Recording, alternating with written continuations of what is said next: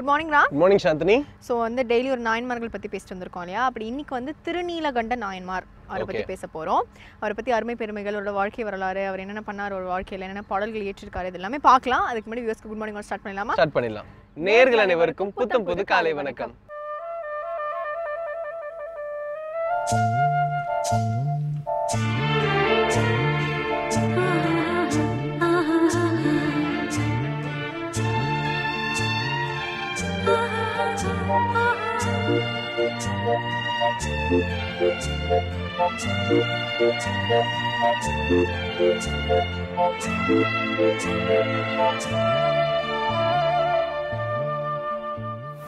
சாந்தினி, திருநீலகண்ட நாயனார் வந்து குயவர்கள் சொல்லுவாங்க இல்லையா, அதாவது பானை தொழில் செய்யறவங்க. அந்த இதை தான் இவர் சார்ந்தவர், அந்த தொழில் தான் செஞ்சுட்டு இருந்தாரு. அதுக்கப்புறம் சிவன் மேல கொண்ட அன்புனால இவர் இந்த நாயன்மாரா அப்படி மாறிட்டார்.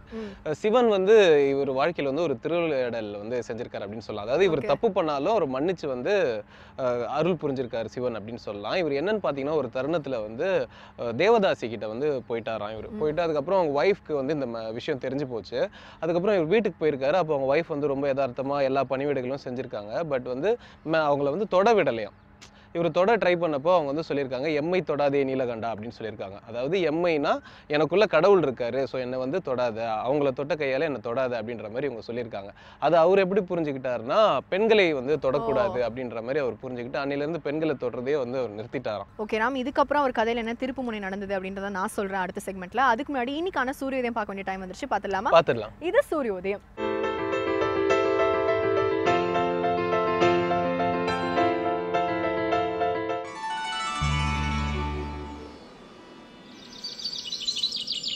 இன்று 21/9/2015 திங்கட்கிழமை, மன்மத வருடம் புரட்டாசி மாதம் 4ஆம் தேதி.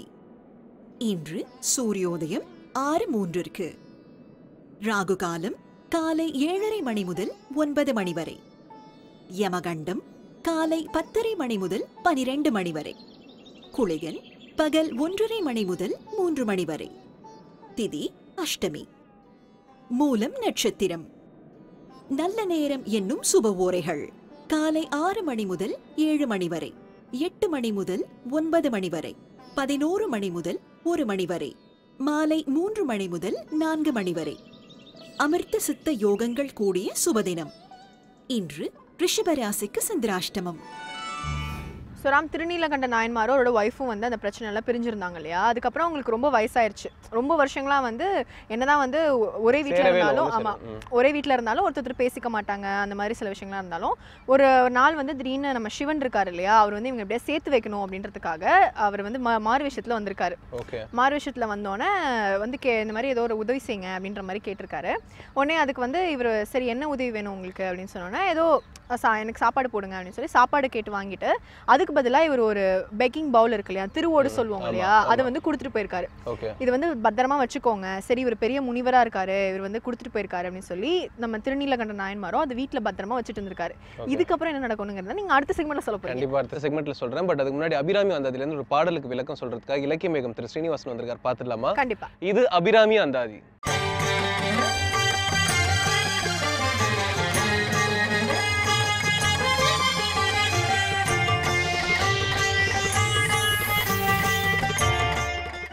ஸ்ரீ வித்யோபாசனாசக்தம் ஸ்ரீ வித்யாபீடபூஷணம் ஸ்ரீ வித்யாபினவம் வந்தே ஸ்ரீ கிருஷ்ணானந்த சர்க்குரும்.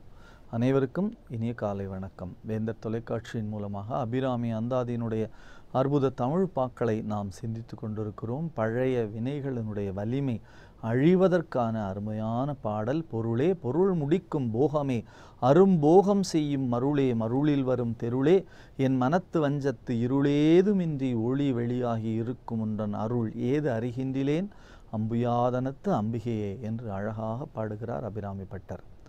இறைவனுடைய கருணையினாலே இந்த உலகத்திலே பொருள் தேவை. பொருள் இல்லாமல் இந்த உலகத்திலே நாம் எதுவும் செய்ய முடியாது. அந்த பொருளாகவே பராசக்தி வருகிறாள்.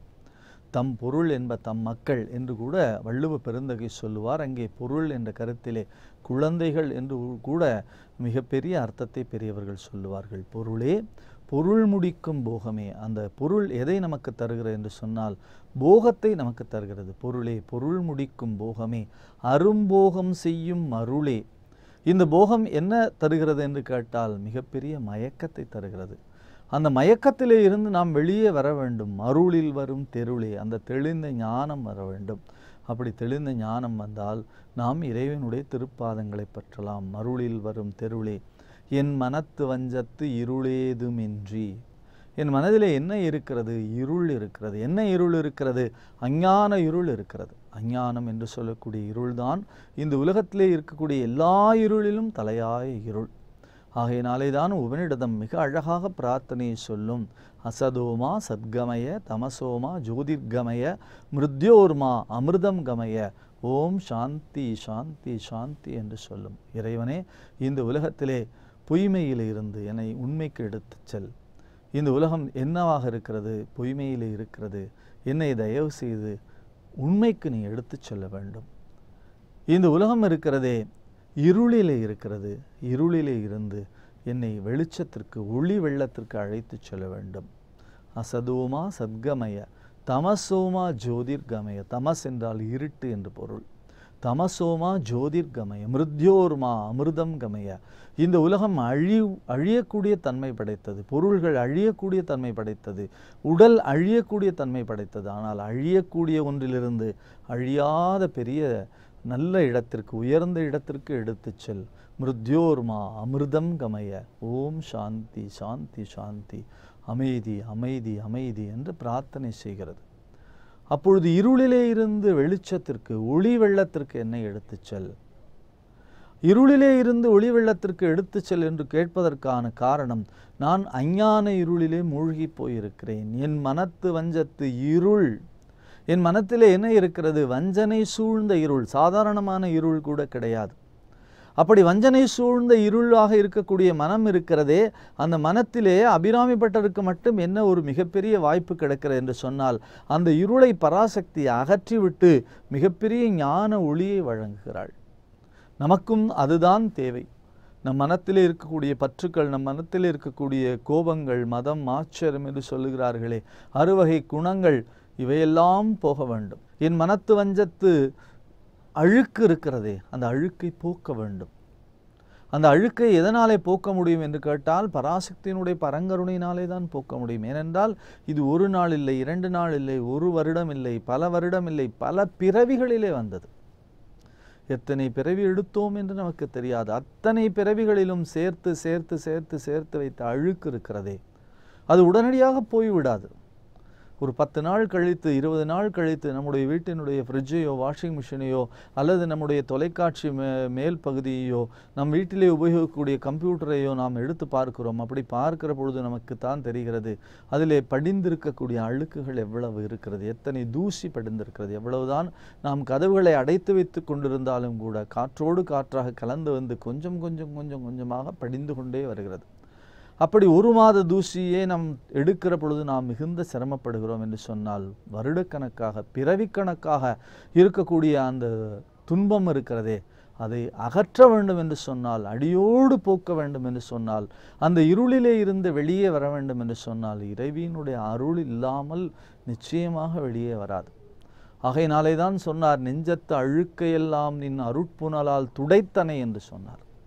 நெஞ்சத்து அழுக்கையெல்லாம் உன்னுடைய அருள் என்கின்ற புனல், அருள் என்று சொல்லக்கூடிய அருமையான நீரினாலே நீ துடைத்து எடுத்தாய் என்று சொல்லுவாரே, அப்படித்தான் இங்கே என் மனத்து வஞ்சத்து இருளேதுமின்றி ஒளி வெளியாகி இருக்கும் ஒன்றன் அருள்.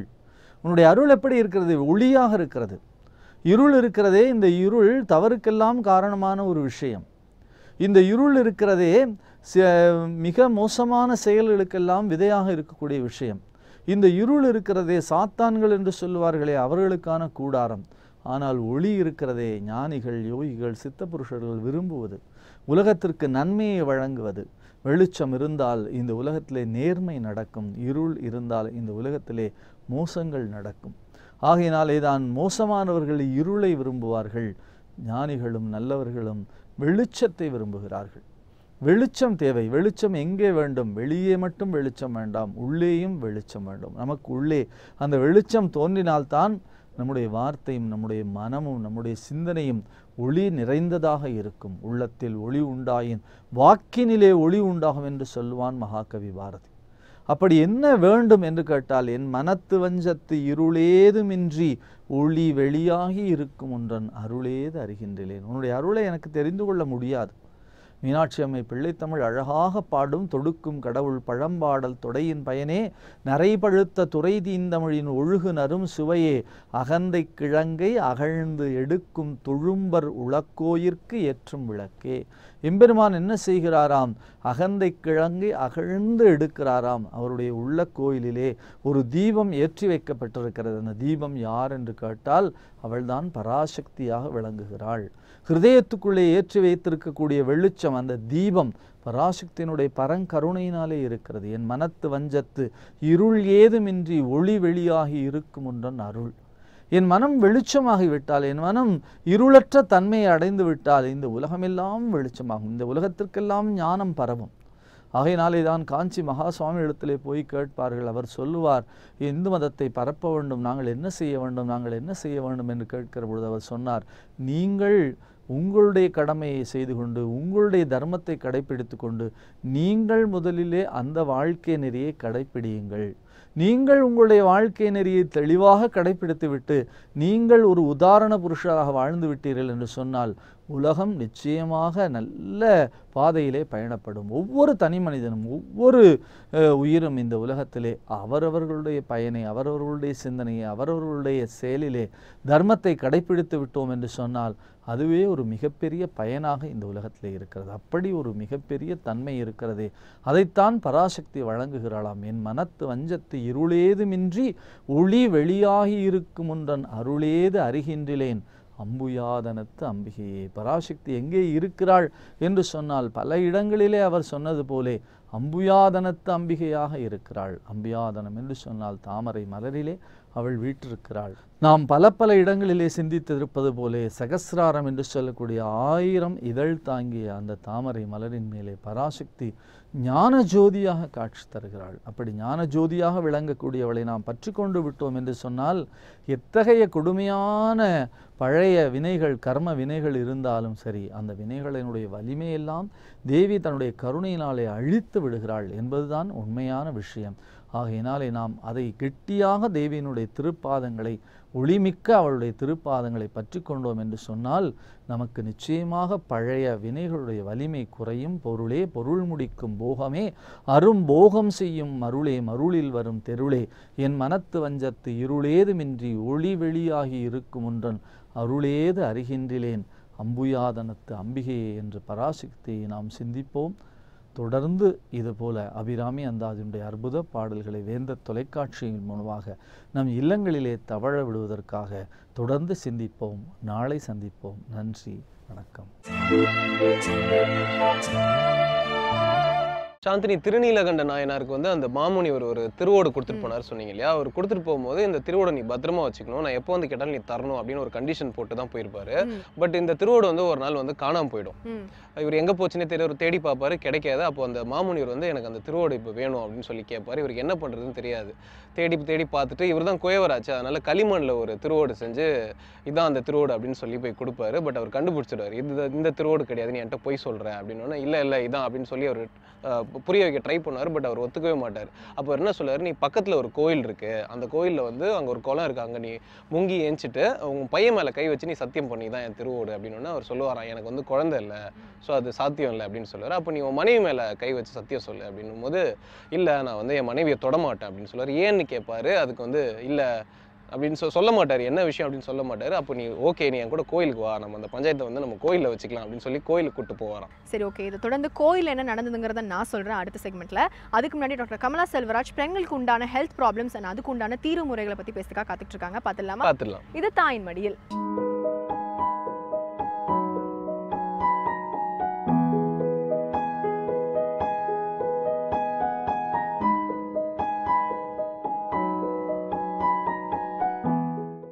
வேந்தன் டிவி நேயர்களுக்கு வணக்கம்.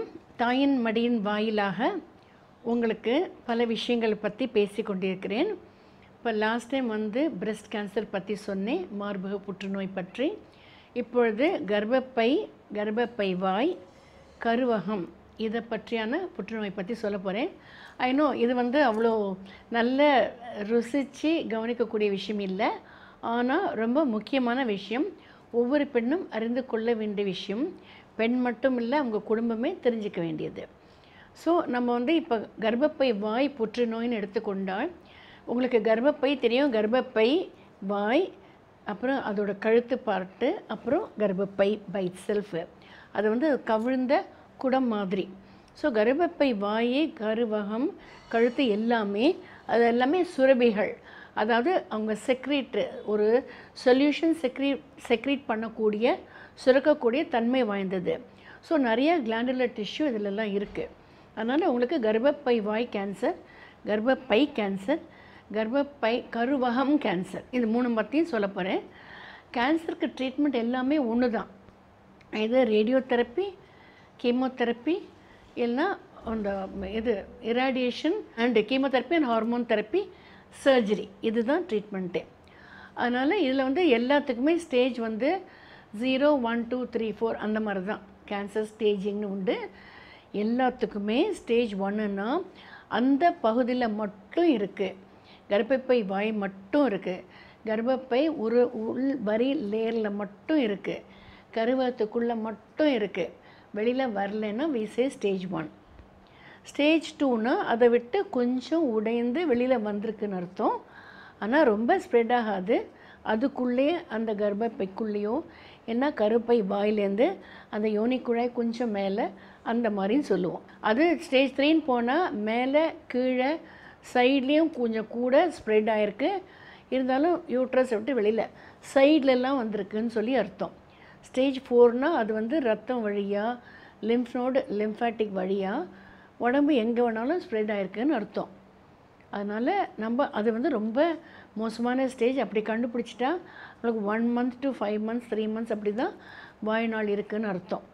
முதலையே கண்டுபிடிச்சிட்டா லைக் எனிபடி எல்ஸ் நீங்கள் உங்களோட லைஃப் ஸ்பேன் ஃபுல்லாக எல்லோரும் மாதிரி இருக்கும். அதுக்காக தான் நம்ம வந்து ரொம்ப உஷாராக ஜாக்கிரதையாக இருக்கும்னு சொல்கிறோம்.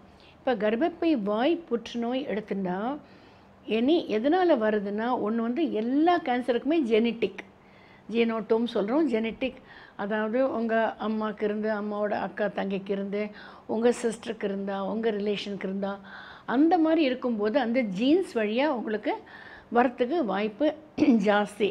50 இயர்ஸ்க்கு இந்த ஜென்ரேஷன் உங்களுக்கு கண்டினியூ பண்ணலாம், அது ஒன்று. அப்புறம் சுற்றுப்புற சூழ்நிலை, சம்டைம்ஸ் தேசே பெஸ்டிசைட்ஸு, யூட்ரஸ்குள்ளே ஒரு பெண் குழந்தை இருக்கும்போது அந்த சில பெஸ்டிசைட்ஸ் வந்து போய் அஃபெக்ட் பண்ணக்கூடிய வாய்ப்பு இருக்கிறது. அதே மாதிரி பெஸ்டிசைட் இன்ஹேல் பண்ணுறச்சையும் ரொம்ப ஜாஸ்தி வாய்ப்பு இருக்குது.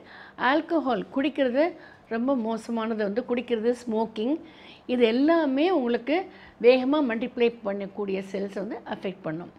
ஸோ இது கர்ப்பப்பை வாய் இன சேர்க்கை உள்ள இடங்கிறதுனால உங்களுக்கு வந்து சின்ன வயசுலேயே கல்யாணம் ஆகிட்டு இன சேர்க்கை ஜாஸ்தி இருக்கும்போது, பல செக்ஷுவல் பார்ட்னர்ஸ் இருக்கும்போது, இல்லை டெலிவரி ஆனதும் அந்த இடத்துல வந்து புண்ணு மாதிரி ஏற்பட்டு அது பேப்பிலோமா வைரஸ்னு சொல்லுவோம். அந்த மாதிரி ஒரு வைரஸ் வந்து நிறைய உங்களுக்கு ப்ராலிஃப்ரேஷன் ஆஃப் த கர்ப்பப்பை வாயை ஏற்படுத்தக்கூடிய வாய்ப்பு இருக்குது. இந்த மாதிரியான விஷயங்களில் கேன்சர் நோய் வந்து வரக்கூடும். அந்த மாதிரி வரும்போது என்ன சைன்ஸ் அண்ட் சிம்டம்ஸ்னு சொல்ல போனால் உங்களுக்கு வந்து ஒயிட் டிஸ்சார்ஜ், விசே லுக்கோரியா, இது ஒரு வித்தியாசமான டிஸ்சார்ஜாக இருக்கும். மற்றும் இணை சேர்க்கையும் போது உங்களுக்கு இரத்த கசிவு ஏற்படும். இணை சேர்க்கைக்கு அப்புறம் வயிற்று வலிக்கும், கர்ப்பப்பை வாய் அந்த அடிப்பாட்டு நமக்கு அடி வயிறே கொஞ்சம் கணக்கிற மாதிரி இருக்கும். அண்ட் அப்பப்போ கொஞ்சம் ரத்தம் கசிவு ஏற்படலாம். இணை சேர்க்கையும் போது நிச்சயம் விசே போஸ்ட் காய்டல் ப்ளீடிங். இந்த மாதிரி வரும்போது நீங்கள் ரொம்ப உஷாராக இருக்கணும். இந்த ஸ்டேஜுக்கு வரத்துக்கு முன்னாலேயே 35 இயர்ஸுக்கு மேலே பேப்ஸ்மியர், பெப்பனிகுலோஸ்டெயின் சொல்லிட்டு கர்ப்பப்பை வாயிலேருந்தோ பவுச் ஆஃப் டக்லஸ் அங்கே இருக்கிற அந்த பேக் போர்ஷன்லேருந்து ஸ்மியர் எடுத்து அனுப்பிச்ச பெப்பனிகுலர் ஸ்டெயின் பண்ணாலே அதில் அப்நார்மல் செல்ஸ் இருக்கா நார்மல் செல்ஸ் இருக்கான்னு தெரியும். அப்நார்மல் செல்ஸ் இருந்தால் சர்வைக்கல் பயாப்சி, கர்ப்பப்பை வாயிலேருந்து ஒரு சின்ன சதை கட்டி கர்ப்பப்பைக்குள்ளே இருந்தால் டிஎன்சின்னு சொல்லுவோம். வீல் சே சம்டைம்ஸ் ஃப்ராக்ஷனல் கியூரிட்டாஜ். கர்ப்பப்பை வாய், கர்ப்பப்பை கழுத்து, கர்ப்பப்பைக்குள்ளே, இந்த மாதிரி 3 இடத்துலேருந்து எந்த இடத்துல கேன்சர் இருக்கக்கூடும் அறியறதுக்காக அந்த மாதிரி எடுத்து அனுப்புவோம். இந்த மாதிரி முக்கியமான விஷயம் கண்டுபிடிக்கணுங்கும்போது ஒரு இடத்துல மட்டும் கொடுக்காம 2 இடத்துல 2 லேபில் கொடுத்தா ஒவ்வொருத்தர் ஒவ்வொரு மாதிரி பார்ப்பாங்க, ஒவ்வொரு டாக்டரும் ஒரு விதம். அந்த மாதிரி 2 இடத்துலையும் ஒரே மாதிரி ரிசல்ட் வருதா அப்படின்னு தெரியுறது ரொம்ப அவசியம். ஏன்னா கேன்சர் டயக்னோசிஸ் ரொம்ப அபாயகரமானது, ரொம்ப முக்கியமானது. ட்ரீட்மெண்ட் வந்து கர்ப்பப்பையை அந்த பாட்டி எடுத்துக்கக்கூடிய மிக அபாயமான நிலைங்கிறதுனால உறுதியாக கன்ஃபார்ம் பண்ணிட்டுக்கப்புறம் தான் சர்ஜரியோ கீமோதெரப்பியோ ரேடியேஷனோ பண்ணணும் எப்போதுமே. அதே மாதிரி கருவகத்தில் எதனால் கருவகத்தில் கேன்சர் வருதுன்னு சொல்கிறதுக்கு முடியாது, பல காரணங்கள். அதே மாதிரி ஜெனட்டிக்கு, முக்கியமாக கருவகத்தில் வந்து கேன்சர் வந்து யூஸ்வலி 50 இயர்ஸ்க்கு மேலே வரும், சம்டைம்ஸ் யங் ஏஜில் வரும். அது ஸ்டமக்கில், அதாவது நம்ம வயிற்று பகுதியில் கேன்சர் இருந்தால் அங்கேருந்து செல்ஸ் ட்ராப் ஆகிட்டு, எங்கே இருந்தாலும் செல்ஸ் ட்ராப் ஆகிட்டு கருவகத்தில் வரத்துக்கு சான்ஸ் ஜாஸ்தி. அதனால தான் கர்ப்பப்பையை 40 வயசு எடுக்கும்போது கருவகத்தையும் எடுத்து விடலாம். ஏன்னா வயது கூட கூட கருவகத்தில் கேன்சர் வரத்துக்கு சான்ஸ், ஓவேரியன் கேன்சர் சொல்லுவோம். அந்த இந்த எல்லா கேன்சருமே ரொம்ப பயங்கரமானது. ஸோ அது வராமல் நம்ம தடுத்துக்கணும். ஸோ சப்போஸ் இது எல்லாத்துக்குமே ட்ரீட்மெண்ட் உங்களுக்கு சொன்ன மாதிரி கர்ப்பப்பையில் கர்ப்பப்பை வாயிலன்னு சொன்னால் white discharge, post coital bleeding, துர்நாற்றம், நிறைய டிஸ்சார்ஜ், அதெல்லாம் சொன்னேன், வலிக்கும் இன சேர்க்கைக்கு அப்புறம். கர்ப்பப்பையில் இருந்தால் உங்களுக்கு ஓவர் ப்ளீடிங் ஆகிடும். ஸ்கேன் வழியாக பார்த்தா கர்ப்பப்பை பெருசாக உப்பி வீங்கியிருக்கலாம். ஒவ்வொரு தினமும் மாதவிடாய் தள்ளி தள்ளி ரத்தமாக போயிட்டே இருக்கலாம். மாதவிடாய் நின்ற பின்னும் ஒரு பெண்ணுக்கு திடீர்னு 6 மாதம் கழிச்சு ரத்தப்போக்கு ஏற்பட்டால் முக்கால்வாசி கேன்சர்னு உறுதிப்படுத்திக்கலாம். அதே மாதிரி கருவகத்தில் கேன்சர்னால் வயிறு கனமாக இருக்கும், ஸ்கேன் பண்ணினா பெருசு பெருசாக கருவகம் வீங்கியிருக்கும். ஸோ அது வந்து ரொம்ப டேஞ்சரஸ். அதில் வந்து எபித்தீலியல் கார்சினோமா, அந்த மாதிரி பல வகை கார்சினோமா, உங்களுக்கு ஸ்ட்ரோமல் கார்சினோமா, அதில் என்னென்ன இடம் இருக்கோ அந்த இடத்துக்கெல்லாம் உங்களுக்கு கேன்சர் வரத்துக்கு சான்ஸ் ஜாஸ்தி.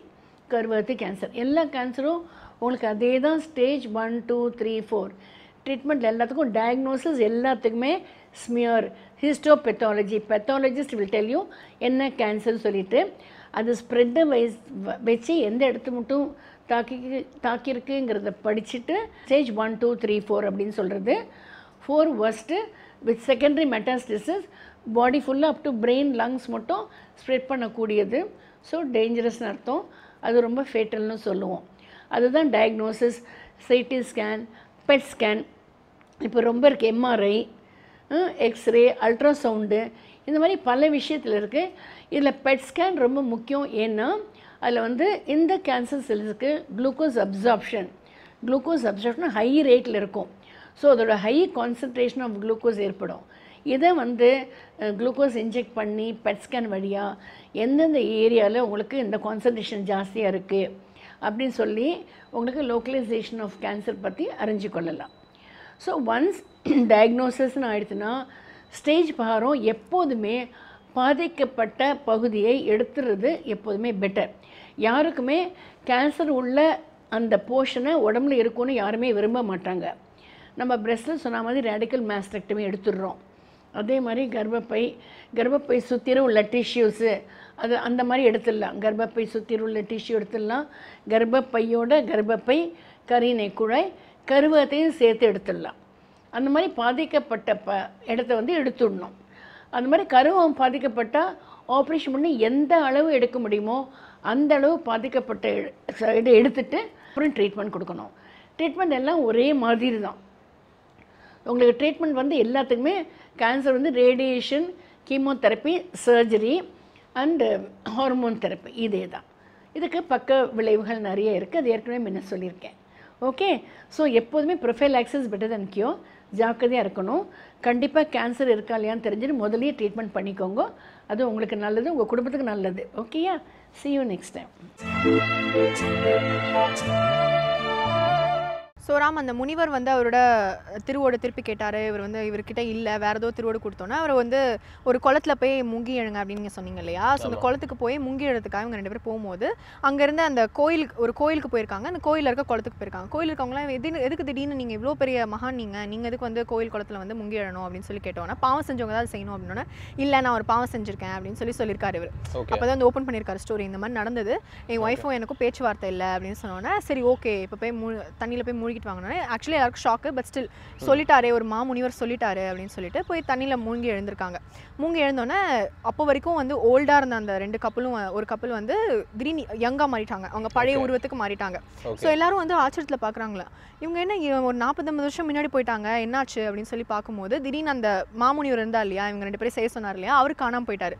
ஸோ அப்போ தான் எல்லாருக்கும் புரியுது, ஓகே இது சிவபெருமானோட லீலை தான் அப்படின்னு சொல்லி எல்லாரும் வானத்தை நோக்கி பார்க்கும்போது சிவபெருமானும் பார்வதி வந்து அருள் புரிஞ்சு, இந்த மாதிரிலாம் செய்யக்கூடாது, நீ இதை வந்து உணர்த்ததுக்காக தான் சின்ன திருவிடையில நான் செஞ்சேன், ஸோ என்னோடய நீ கைலாசத்துக்கு வந்துரு அப்படின்னு சொல்லி சிவபெருமான் அவங்க 2 பேரையும் அவரோட கைலாசத்துக்கு கூட்டு போயிடுறாரு. சில மன்னிச்சு விட்டுட்டாரு. அதான் சொல்ல வரீங்க. மன்னிச்சு விட்டுட்டாரு. Okay, super. இதை தொடர்ந்து பாத்தீங்கன்னா டிசீஸ் அண்ட் பிரிவென்ஷன் பத்தி பேசுறதுக்காக டாக்டர் சிவராமன் வந்திருக்காரு. பாத்துடலாமா? கண்டிப்பா. இது நலமறிய ஆவல்.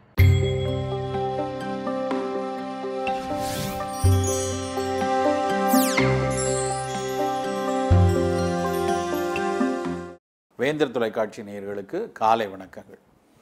சில நேரங்களில் எதிர்பாராத விதமாக நமக்கு ஏற்படக்கூடிய ஒரு சில நோய்களுக்கு நாள்பட்ட சிகிச்சை அப்படிங்கிறது தவிர்க்க முடியாத ஒரு விஷயமா இருக்கும். தொடர்ச்சியாக சில நேரங்களில் மருந்துகள் எடுக்க வேண்டியிருக்கும். உதாரணத்துக்கு சொல்லப்போனால் தைராய்டு திடீர்னு வந்திருக்குன்னு வச்சுக்கோங்க. தைராய்டு ரொம்ப குறைவாக இருக்குது அப்படின்னா நவீன மருத்துவர்கள் வந்து ஒரு ஓரிரு ஆண்டுகளோ இல்லை தொடர்ச்சியாகவோ அந்த தைராய்டுக்கு மருந்துகள் எடுக்க சொல்லுவாங்க. அப்போ உடனடியாக நம்ம என்னடா காலம் பூரா மாத்திரை எடுத்துக்கிட்டு இருக்கணுமா அப்படின்னு சொல்லி எல்லாருக்குமே ஒரு தயக்கம் இருக்கும். சில நேரங்களில் அது தவிர்க்க முடியாததாக இருக்கும். நம்ம அப்படி வந்து ஒரு 2 வருஷமோ 4 வருஷமோ தொடர்ந்து எடுக்கணும் அப்படின்னா மருத்துவர்கள் சொல்கிறபடி நம்ம எடுத்து தான் ஆகணும். ஒரு துறையிலிருந்து இன்னொரு துறை மருத்துவம் பார்க்கலாம் அப்படின்னு போகிறது வந்து இன்றைக்கி நிறைய இருக்குது. நிறைய பேருக்கு வந்து தொடர்ச்சியாக ஒரு மருத்துவம் எடுக்கணும் அப்படின்னாலே கொஞ்சம் கஷ்டமாக இருக்கும். என்னடா இது 4 வருஷம் மருந்து எடுக்க சொல்கிறாரு, அப்போ நம்ம வந்து இந்த நவீன மருத்துவம் வேண்டாம், ஹோமியோபதி பார்க்கலாம், இல்லை சித்த மருத்துவத்தில் பார்க்கலாம், இல்லை ஆயுர்வேதத்தில் பார்க்கலாம் அப்படின்னு கேள்வி போகிறது வந்து ஒரு இயல்பான விஷயம்.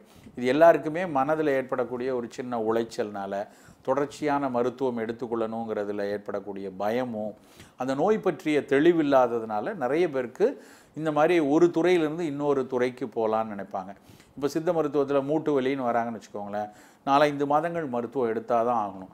அதே மாதிரி ஒரு நாள்பட்ட சிகிச்சை தேவைப்படும் போது ஐயோ இந்த மூட்டு வலிக்கு நான் 4 மாதம் மருந்து எடுக்கணுமா, இப்போ போய் டக்குன்னு போய் வேறு ஏதாவது ஒரு அறுவை சிகிச்சை பண்ணிக்கிறேன், நான் மாத்திரை எடுத்துக்கிறேன் அப்படின்னு சொல்லி நவீன அறிவியலை தேடுவாங்க. இப்படி ஒரு துறையிலிருந்து இன்னொரு துறைக்கு போகும்போது நம்ம யோசிச்சுக்கணும், இந்த மருத்துவங்கிறது வந்து எவ்வளவு நாள்பட்டு எடுக்க சொல்கிறாங்கங்கிறதுக்கு என்ன காரணம், எதுக்காக இப்படி நாள்பட எடுக்க சொல்கிறாங்க, அப்படி நம்ம தவிர்த்தா அது எந்த மாதிரியான பிரச்சனை வருங்கிறத தெளிவாக நம்ம புரிஞ்சுக்கணும். நம்ம நாட்டில் வந்து துரதிர்ஷ்டவசமாக ஒரு கூட்டு மருத்துவ சிகிச்சைங்கிறது இல்லை. இன்றைக்கி நிறைய சீன மருத்துவத்தில் வெளிநாடுகள்ல எல்லாம் வந்து பாரம்பரிய மருத்துவர்கள் நவீன மருத்துவர்கள் எல்லாம் ஒன்றா உட்கார்ந்து இந்த நோயாளிக்கு உடனடியாக சிகிச்சை செய்கிறதுக்கு இதை கொடுக்கலாம், நாள்பட்டு இதை கட்டுப்படுத்துவதற்கு இந்த மருந்தை கொடுக்கலாம், நாள்பட்டு கொடுக்கக்கூடிய மருந்துகள்னால ஏதாவது பக்க விளைவு வருதுன்னா அதை கட்டுப்படுத்துவதற்கு இன்னொரு துறையில் மருத்துவம் கொடுக்கலாம், வராமல் இருப்பதற்கு இயற்கை உணவு கொடுக்கலான்ட்டு மருத்துவர்கள் கூட்டாக ஒரு பேனலாக உட்கார்ந்து டிசைட் பண்ணி அப்புறம் அந்த நோயாளி கொடுக்குறாங்க. ஆனால் இங்கே வந்து நம்ம நாட்டில் அந்த மாதிரியான ஒரு பார்வையே இல்லை. இங்கே வந்து முதல்ல ஒரு சிஸ்டம், அடுத்த நாள் இன்னொரு சிஸ்டம், அடுத்த வருடம் இன்னொரு சிஸ்டம்னு ஒவ்வொரு துறையாக அந்த நோயாளி போகிறதுனால நோயாளிக்கும் ஒரு வெறுப்பான ஒரு மனநிலை இருக்குது. பணமும் அதனால் அவர் நிறைய இழக்கக்கூடிய சூழல் வருது. தொடர்ச்சியாக இப்படி நாள் கடந்து போகிறதுனால நோயினுடைய வன்மை தீவிரமடையக்கூடிய வாய்ப்பும் வந்து அது ஒரு சிக்கலுக்கு நிறைய வழிவகுக்குது.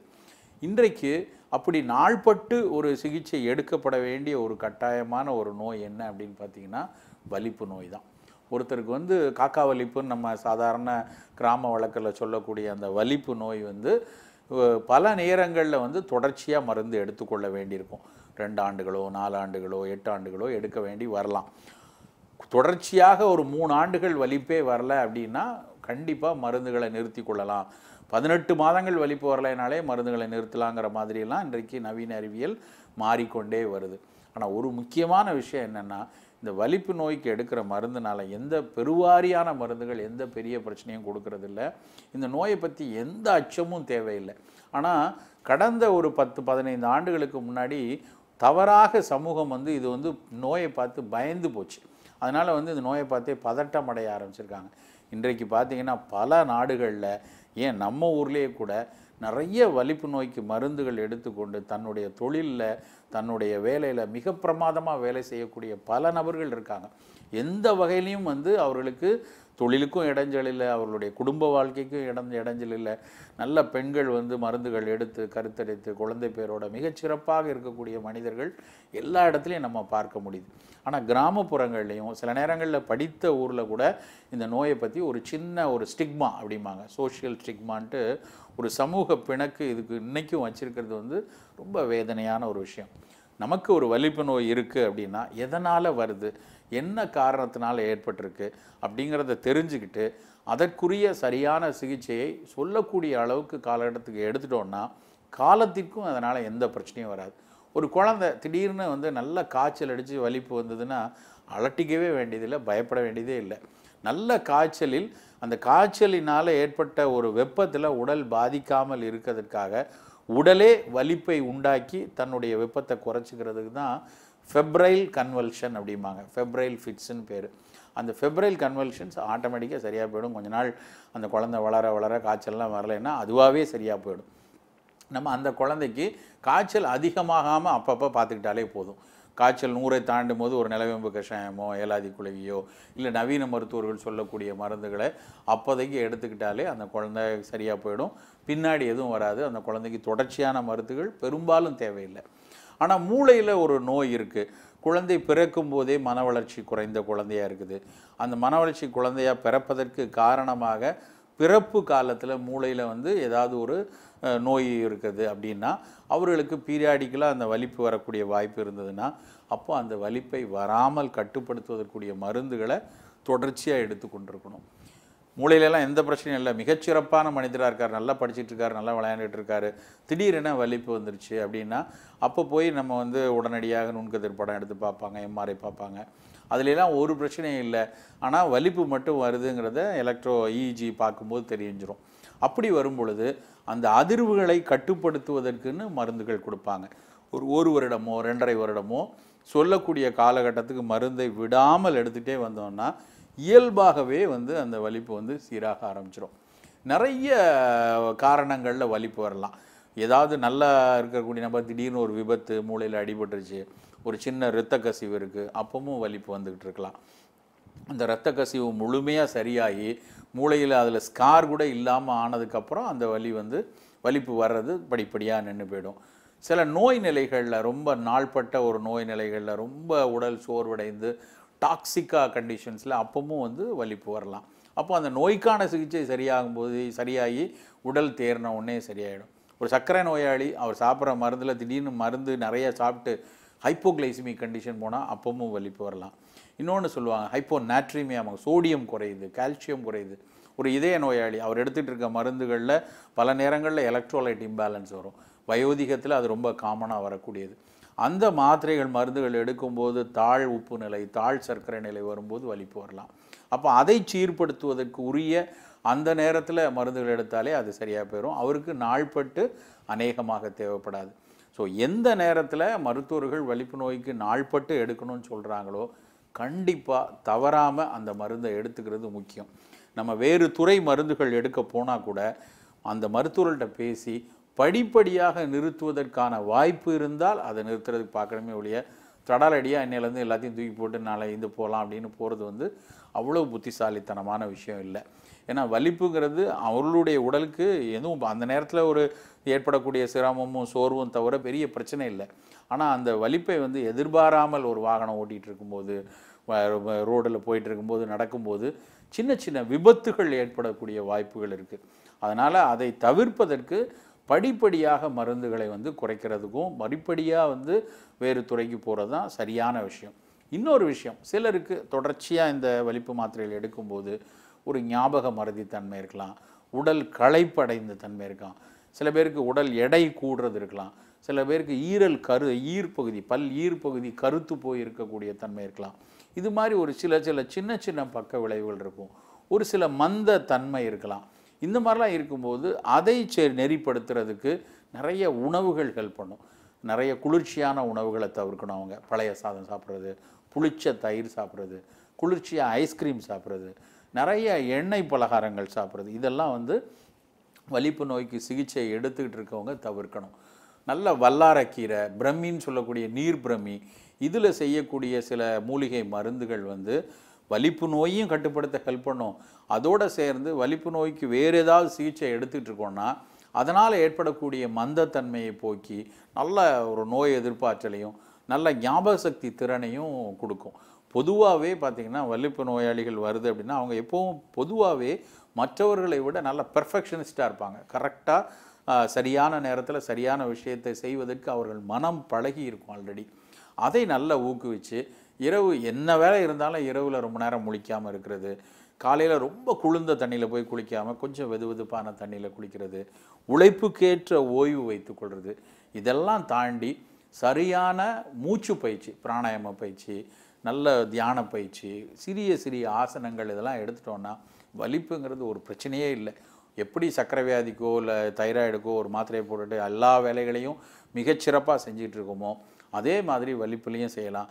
அந்த நோயினால் எந்த விதத்துலேயும் அவர்களுடைய வாழ்வியல் சிதையாது. திருமணமோ இல்லைன்னா அவர்களுடைய ஒரு தொழில்நுட்ப வேலையோ இல்லை வேறு வேறு குளிர்லையோ அதிக வெப்பத்திலேயோ வேலை பார்க்க வேண்டிய கட்டாயம் இருந்தாலோ தயங்காமல் மருந்துகளை எடுத்துக்கொண்டு அதை செய்யலாம். கூட செய்ய வேண்டியது உணவிலும் வாழ்வியலும் கொஞ்சம் கொஞ்சம் அக்கறைகள் மட்டும் அவசியம். சாந்தினி, திருநீலகண்ட நாயனார் ஒரு குளத்துல முங்கி எஞ்சதுக்கு அப்புறம் ஒரு இளமை ஆயிட்டார் அப்படின்னு நீங்க சொன்னீங்க இல்லையா? அந்த குளம் பாத்தீங்கன்னா சிதம்பரம் கோயில்ல இருக்கு, நடராஜர் கோயில்ல இருக்கு. அதோட பேர் இளமை தீர்த்தம் அப்படின்னு சொல்றாங்க. பேரே இளமை தீர்த்தம். ஏன்னா அவர் முங்கி எஞ்சதுக்கு அப்புறம் ஒரு இளமை ஆயிட்டார் இல்லையா, அதனால இளமை தீர்த்தம் அப்படின்னு சொல்றாங்க. இவரோட வாழ்க்கை வரலாறு, திருநீலகண்ட நாயனாரோட வாழ்க்கை வரலாறு பாத்தீங்கன்னா கோபாலகிருஷ்ண பாரதி அப்படின்றவர் எழுதியிருக்காரு. அதோட பேர் பாத்தீங்கன்னா திருநீலகண்ட சரித்திரம் அப்படின்னு இருக்கு. இது மட்டும் இல்லாம சுந்தரர் இருக்கார் இல்லையா, அவரோட திருத்தொண்ட தொகையில இவரை பத்தி குறிப்பு எழுதியிருக்காரு. அதாவது பாத்தீங்கன்னா தெய்வீக குயவர் அப்படின்னு எழுதியிருக்காரு. ஏன்னா இவர் என்னதான் தப்பு செஞ்சாலும் சிவன் மன்னிச்சிட்டாரு. பொதுவா தப்பு செஞ்சா தண்டனை கொடுப்பாங்க, பட் இவர் மன்னிச்சு திரும்ப ஒரு இளமை எல்லாம் கொடுத்துட்டாரு. அதனால இவர் ரொம்ப தெய்வீகமானவர், ரொம்ப பிளஸ்ட் அப்படின்றது குறிப்பா எழுதியிருக்காரு. ஓகே, நம்மளே அந்த மாதிரி பிளஸ் பண்ணா நல்லா இருக்கும். நல்லா தான் இருக்கும். என்ன பண்றது, அவ்வளவு தப்பு பண்ணிருக்கீங்களா? நான் எதுவும் தப்பு பண்ணல, நான் பிளஸ்ட் தாங்க. பாரு, உங்களோட ஆங்கரிங் பண்ணிட்டு இருக்கேன். முடியல ராம். சரி, ஓகே. இதை தொடர்ந்து பாத்தீங்கன்னா 12 ராசிகளுக்கான யோக பலன்களை சொல்றதுக்காக யதார்த்த ஜோதிடர் செல்வி காத்துக்கிட்டு இருக்காரு. பாத்துடலாமா? பாத்துடலாம். இது யோகம் நல்ல யோகம்.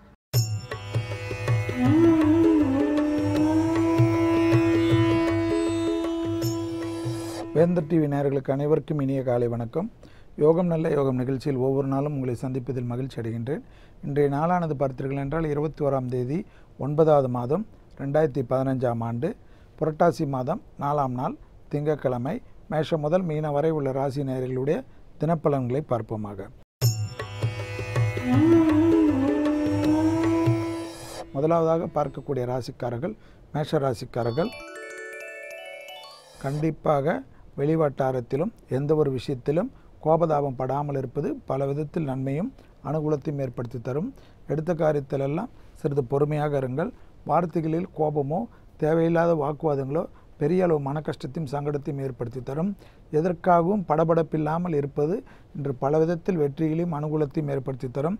மனதை ஒருநிலைப்படுத்தக்கூடிய பயிற்சிகளுடன் எல்லா விதத்திலும் நிதானத்துடன் எல்லாம் நமக்கு சாதகமாக முடியும் என்று நம்பிக்கையுடன் இருந்தீர்கள் என்றால் கிரகங்களின் அனுகூலங்கள் பெரிய அளவு காணப்பட்டாலும் மனசஞ்சலங்களை தவிர்த்து கொள்வது நன்மை தரும்.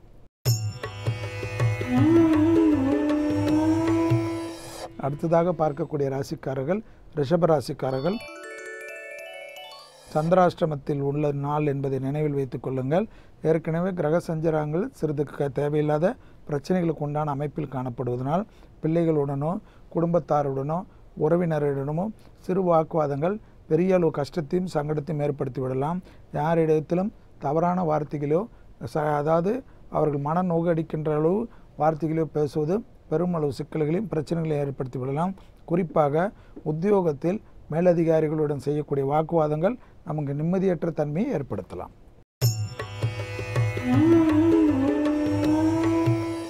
அடுத்ததாக நாம் பார்க்கக்கூடிய ராசிக்காரர்கள் மிதுன ராசிக்காரர்கள். வெளிவட்டாரம் உத்தியோகம் தொழிலமைப்பிலெல்லாம் ஒரு குறைபாடும் காணப்படவில்லை. தைரியம் தன்னம்பிக்கை வளரக்கூடிய அமைப்பெல்லாம் காணப்படுகிறது. பண வரவில் கொடுக்கல் வாங்கலில் சிறிது சஞ்சலங்கள் காணப்பட்டாலும் குடும்பத்தில் துணை அல்லது துணைவியாருடைய தேக ஆரோக்கியம் இன்று மிக மிக முக்கியமாக காணப்படக்கூடிய விஷயம். அவர்களுடைய விஷயத்தில் உங்களுடைய அன்பு மிக முக்கியமாக காணப்படக்கூடிய நாள். அடுத்ததாக நாம் பார்க்கக்கூடிய ராசிக்காரர்கள் கடகராசிக்காரர்கள். பெரிய அளவு ஏற்றம் தைரியமான அமைப்புகள் உங்களுக்கு எதிராக சூழ்ச்சி செய்தவர்கள் கூட உங்களிடத்தில் இந்த நட்பு பாராட்டக்கூடிய அளவுக்கு அனுகூலமான நாள். தன்னம்பிக்கை ஏற்படக்கூடிய நாள். புதிய முயற்சிகள் வெற்றி ஏற்படக்கூடிய நாள். உத்தியோகத்தில் மேன்மையும் வியாபாரத்தில் அபிவிருத்தியும் புதிய திட்டங்கள் பலரால் பாராட்டப்படுவதும் எடுத்தேன் கவிழ்த்தேன் என்ற எந்த ஒரு விஷயமும் உங்களுக்கு இல்லாமல் எல்லா விஷயத்திலும் அனுகூலங்கள். எப்பேற்பட்ட பயணம் வந்தாலும் அதை எடுத்துக்கொள்வது சீரும் சிறப்பும் ஏற்படுத்தி தரக்கூடிய நாள்.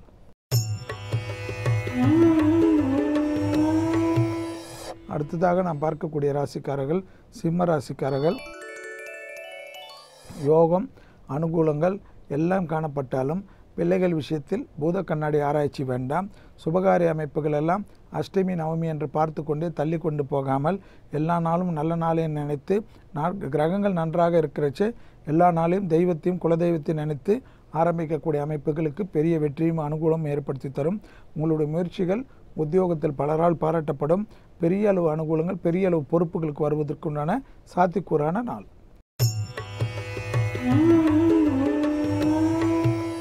அடுத்ததாக நாம் பார்க்கக்கூடிய ராசிக்காரர்கள் கன்னியா ராசிக்காரர்கள். பெற்றோர் பெரியோருடன் வாக்குவாதம் வேண்டாம். அவர்களுடைய தேகாரைக்கும் அதிக முக்கியத்துவம் கொடுங்கள். வீணாகவே குடும்ப விஷயத்தில் உள்ள பெரியவர்களை மன சங்கடப்படுத்தக்கூடிய பேச்சுகள் பெரிய அளவு பாதிப்புகளை குடும்பத்தில் ஏற்படுத்தலாம்.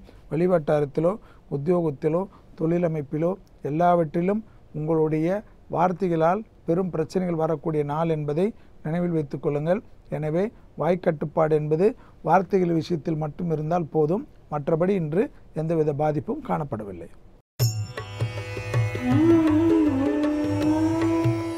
அடுத்ததாக நாம் பார்க்கக்கூடிய ராசிக்காரர்கள் துலா ராசிக்காரர்கள். எடுத்த காரியத்தில் ஜெயம் ஏற்படக்கூடிய நாள். பெரிய அளவு வெற்றிகள் பெரும் புகழ் பெரும் அளவுக்கு மற்றவர்களால் பாராட்டப்படுவது நீண்ட நாட்களாக திட்டமிட்டு செய்யப்பட்ட ஒரு விஷயம் அனுகூலமான அமைப்பை ஏற்படுத்தி தருவது பெரிய அளவு மனிதர்கள் மூலியமாக பெரிய அளவுக்கு ஏற்றங்கள் புதிய மனிதர்களை சந்திப்பது புதிய மனிதர்கள் மூலியம் நட்பு கிடைப்பதெல்லாம் பெரிய அளவுக்கு ஏற்றத்தையும் அனுகூலத்தையும் படிப்படியாக நல்ல முன்னேற்றத்தையும் சீரும் சிறப்பும் ஏற்படுத்தி தரக்கூடிய நல்ல விஷயத்தை தைரியமாக செய்யுங்கள்.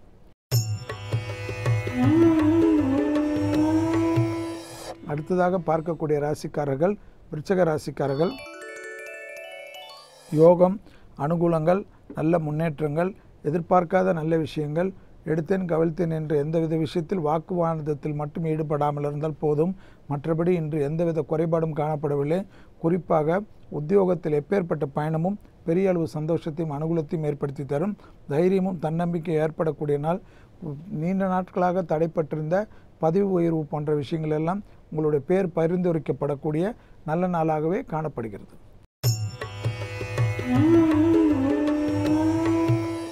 அடுத்ததாக நாம் பார்க்கக்கூடிய ராசிக்காரர்கள் தனுசு ராசிக்காரர்கள். உத்தியோகமே இல்லாதவர்கள் கூட புதிய முயற்சிகள் வெற்றி ஏற்படுத்தி தரும். யாரை சந்திக்கக்கூடிய சென்றாலும் சந்திப்பதில் பெரிய அளவு ஏற்றங்கள் ஏற்படும். பெரிய அளவு முயற்சிகள் பலரால் பாராட்டப்படும். தடைப்பட்டிருந்த அனைத்து விஷயங்களும் உங்களுக்கு யோகமும் அனுகூலமும் காணப்படக்கூடிய நல்ல நாளாகவே காணப்படுகிறது. சுபகாரியத்திற்கு உண்டான நல்ல செய்திகள் பலரால் கிடைக்கப்பெறும். எடுத்த காரியத்தில் ஜெயம் அனுகூலம் தன்னம்பிக்கை ஏற்படும். கடல் கடந்த நல்ல விஷயங்கள் ஏற்படுவதற்கு உண்டான சாத்தியக்கூறுகள் காணப்படுவதை சரியாக பயன்படுத்தி கொள்ளுங்கள்.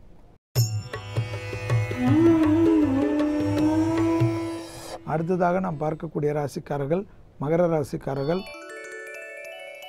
மகர ராசிக்காரர்களுக்கு இன்றைய நாள் பார்த்தீர்கள் என்றால் எல்லா விஷயத்திலும் அனுகூலங்கள் காணப்பட்டாலும் குடும்பத்தில் மட்டும் வாக்குவாதங்கள் வேண்டாம்.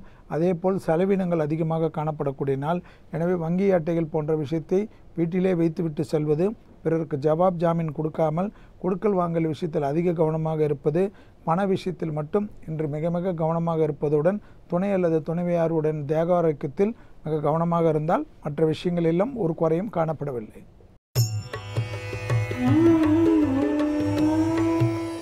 அடுத்ததாக நாம் பார்க்கக்கூடிய ராசிக்காரர்கள் கும்பராசிக்காரர்கள். எடுத்த காரியத்தில் ஜெயம் அனுகூலம் ஒரு விதமான லாபம் கிடைக்கக்கூடிய அமைப்பு. உத்தியோகம் தனிப்பட்ட துறையில் வியாபாரத்தில் பெரிய அளவு சந்தோஷம். புதிய ஒப்பந்தங்கள் பலரால் பாராட்டப்படும். பெருமளவு முதலாளிகளை சந்திப்பது பெரிய மனிதர்களை சந்திப்பது அது உத்தியோகத்தில் புது பொலிவை ஏற்படுத்துவது, நீண்ட நாட்களாக சாதிக்க வேண்டும் என்ற ஒரு விஷயம் சாதனை பெறுவது போன்ற விஷயங்கள் ஏற்றங்கள் அனுகூலங்கள். உத்தியோகத்திலும் வெளிவட்டாரத்திலும் உறவின் மத்தியிலும் நல்ல புகழ்ச்சி.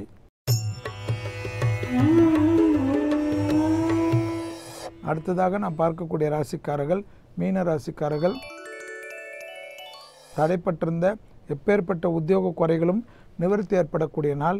அதுவே மனதிற்கு சந்தோஷத்தையும் அனுகூலத்தையும் ஏற்படுத்தி தரும். நீண்ட நாட்களாக சங்கடங்கள் எல்லாம் குறைய ஆரம்பித்துவிடும். குடும்பத்தில் காணப்பட்டிருந்த ஒற்றுமை குறைவுகள் நீங்கி அந்யோன்யம் அதிகரிக்கப்படும். பெற்றோர்களுக்கும் உங்களுக்கும் இருந்த இடைவெளிகள் குறைந்து அந்யோன்யம் அதிகரிக்கும்.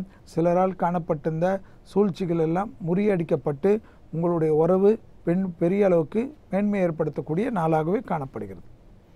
மீண்டும் நாளை யோகம் நல்ல யோகம் நிகழ்ச்சியில் சந்திப்பதில் மகிழ்ச்சி அடைகின்றேன். நன்றி, வணக்கம்.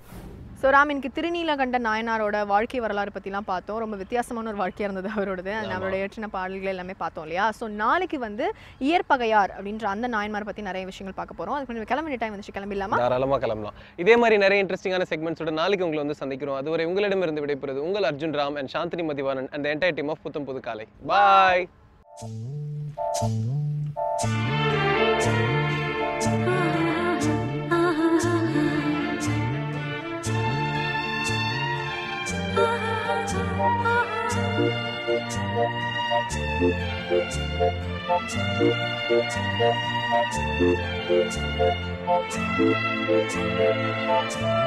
Thank you.